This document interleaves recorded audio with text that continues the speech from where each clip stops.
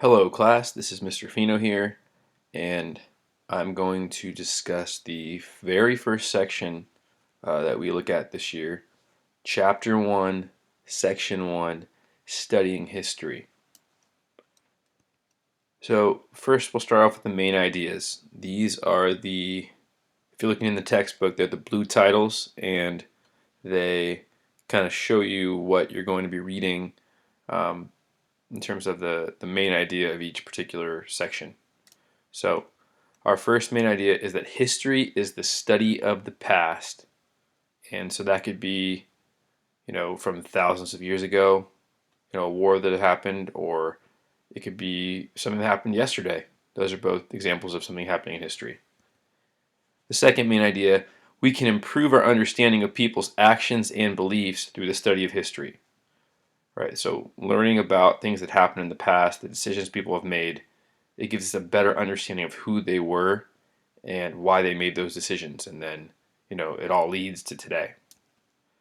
The third main idea is historians use clues from various sources to learn about the past, and we'll talk about some of those clues, what they might look like. So the first main idea is that idea of the study of the past. That's history. Ancient cultures did amazing things. So we have a pretty crazy world when you look at it today. All the advanced technological advancements we have. We can fly thousands of miles away. We can, talk to someone across the world, on a computer screen or a phone. But ancient cultures did amazing things too. They were able to build really fancy temples. They were able to do a lot of things, and it might not seem like a big deal, but with the resources they had, it was pretty amazing. Historians learn how people lived and made decisions, and more than dates or specific people, learning what was going on in people's minds, how they lived, day-to-day life, what that looked like. That's something that historians are very interested in.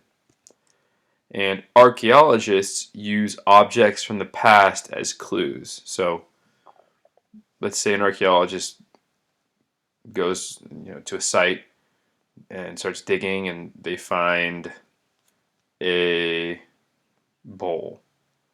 Okay, well that it's just a bowl, but it tells you a lot, right? It tells you they used that bowl. They they ate from a bowl, right? They maybe the bowl is designed in a certain way, right? So you can get a lot of information from things that have been left behind, and that's what archaeologists do. The next main idea, understanding through history. History teaches us about other cultures. We all have our own unique cultures, and they have histories, right? Our cultures today, they are what they are because of what they've been in the past, and all the things that have happened to them. Um, so, my family, we are Portuguese. So, maybe some of the foods we eat or some of the traditions we have would be rooted in things that our ancestors uh, took part in. History shows different viewpoints, which is really important. Uh, it's not about one person. One event, you might think, oh, there's a good guy and a bad guy, but that's not necessarily the case. There's two people with their own unique perspectives. They thought they were right, and so it's important to look at different viewpoints. This is a quote from the text, page 9. Knowing the past helps you figure out what is happening now. So if you want to be a well-informed individual about current events today and politics and all of that stuff, it helps to know what happened before. Because the decisions we make today, they're largely, we make those decisions because of things that we've learned from, mistakes and good things that have happened. We would do those again. So knowing the past helps you figure out what is happening now. The final main idea, using clues. We can learn from fossils and artifacts, right? So fossils, the official definition in the textbook, a part or imprint of something that was once alive, right? So we can learn about types of animals that lived or what the people were like as time has gone on over thousands and thousands and millions of years. Um, we'll learn how people have changed and the animals have changed, right? Dinosaurs lived millions of years ago; they don't live now. So we can learn from that. But also artifacts, and artifacts are objects created by and used by humans. Objects created by and used by humans. This would be stuff like coins, arrowheads, tools, toys, and pottery. And that would show us about the way they lived. We can also learn from writing people left.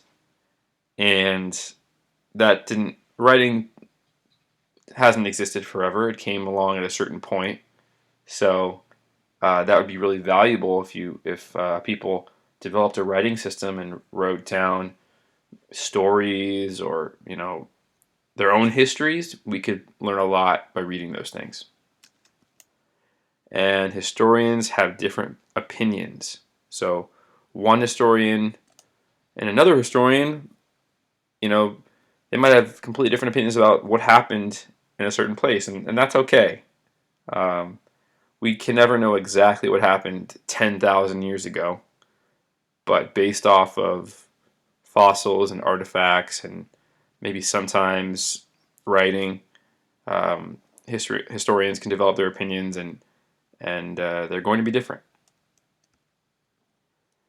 The summary for this section, 1.1 Studying History, is that historians use many kinds of clues to understand how people lived in the past. And that is the section. So I recommend and urge you to read the section yourself. Section 1.1 Studying History is pages 6 to 11. And it's going to give you an even better in-depth look into this idea of studying history. All right, thanks.